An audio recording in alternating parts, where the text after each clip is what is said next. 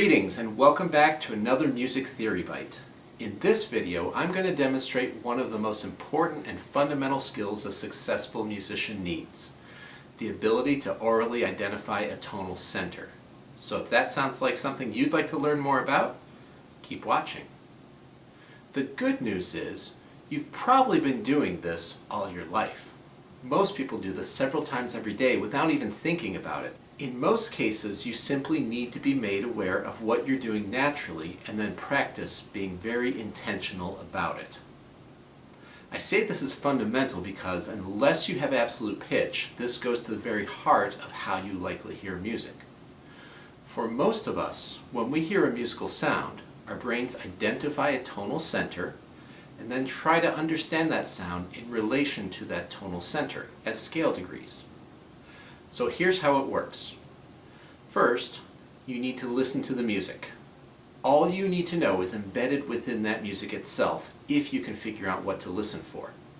Second, try to sing the most stable pitch you hear in the music. So by way of an example, I'm going to play a quick something on the piano and then try to identify where the tonal center happens to be orally. So my progression sounds like this. And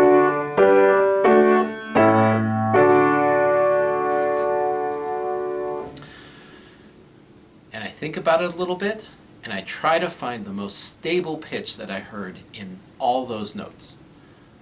Do. There it is right there. Did you sing the same pitch? Now if you sang a different pitch, you most likely sang either mi or sol. Those are logical answers. They're other members of the tonic triad. But listen to the music again and listen for how the tonic, what I'm singing in this case on do, is a lot more stable than those other two scale degrees.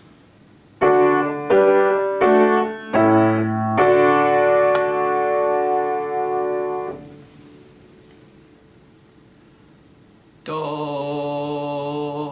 as opposed to mi, which has a lot more energy to want to come down to mi, re, do, or sol, sol, fa, mi, re, do. Of all those pitches, it's that last pitch, that tonic pitch, that has the most stability to it. Let's try this again using a melody instead of a chord progression this time. See if you can sing the tonic pitch after I finish playing this melody.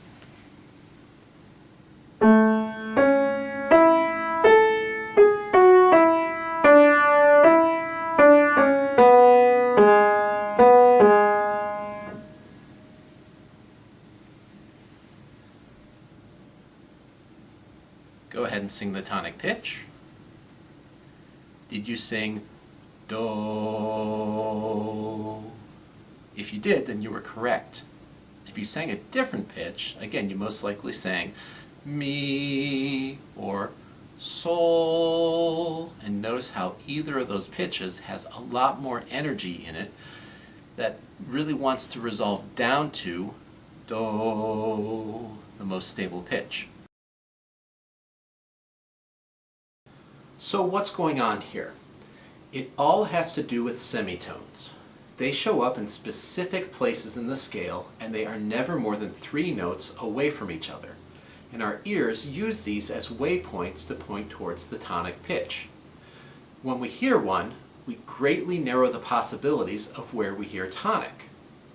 For example, if you hear this,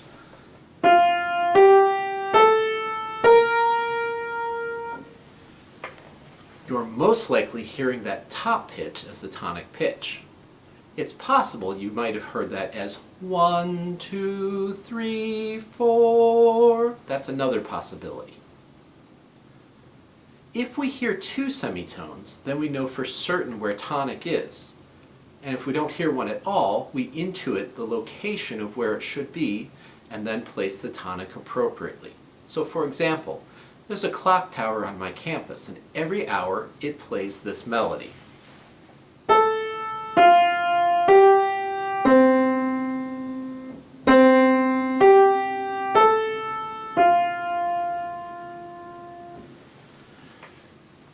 before I go on, can you sing the tonic pitch? 1. If you sang that pitch, you were correct. Notice that that melody does not contain any semitones. The absence of semitones tells us that a semitone has to be next to the stepwise motion that you've already heard. So our brain is using intuition to place the semitones where it thinks they should belong based on what we already know about major scales.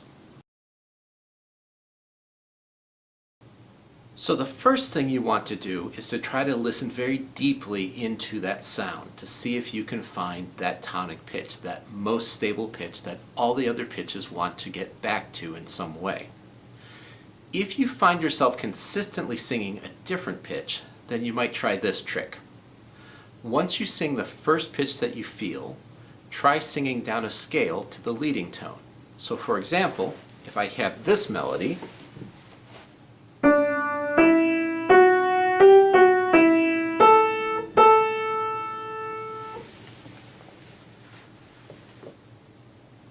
and then I want to sing la as my tonic pitch, but I'm just not sure if that's right, I'm going to sing down a scale. La, la, la, la, la. There's my real tonic. This works because almost all scale degrees have a natural tendency to descend to the tonic. The one exception of this is the leading tone, which wants to ascend. So if you do as I did and you sing down a scale and you're very attentive to the pitch on which the tendency shifts from moving downward to upward, you have found the leading tone. Let that pitch resolve up and you have found tonic. I think of it as kind of like focusing a camera. You go down until you're just a little bit past the point of focus and then you come back so that everything comes back into focus. So in summary, listen to the music, try to find that most stable pitch, listen down deeply into the chords and the notes that you hear, and when you find that most stable pitch, sing that and see if it's your tonic pitch. Afterwards, sing down a scale until you reach the leading tone, then come back up to find your tonic pitch.